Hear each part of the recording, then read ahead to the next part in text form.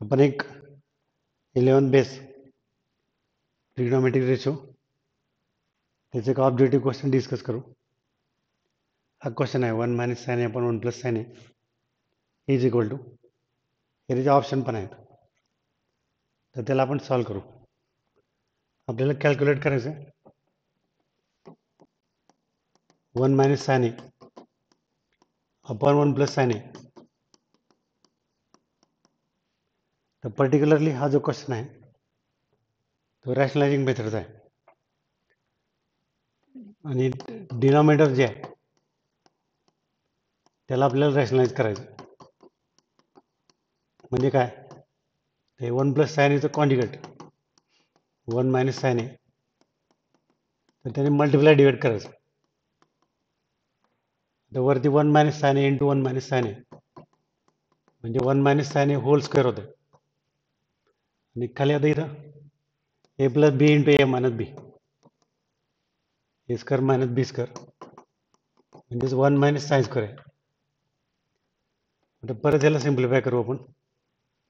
वरती 1 minus sine ए square आहे त्या ॲज इट इज आहे.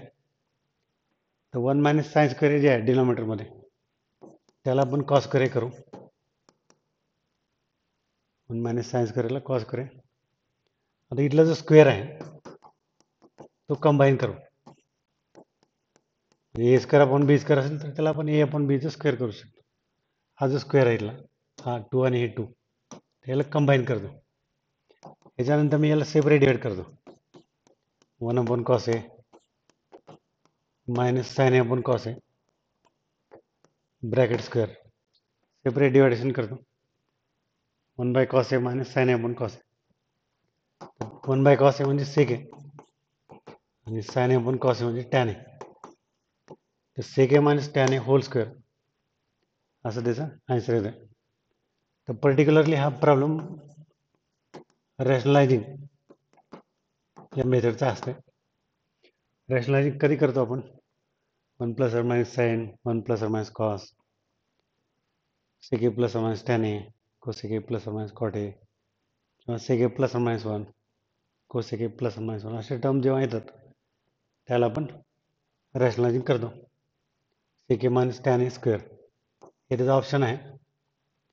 ते अशा प्रकारचे ट्रिग्नोमेट्रीवरती बेसिक लेवलचे क्वेश्चन आहे, रॅशनलायझिंग करून सॉल्व केले.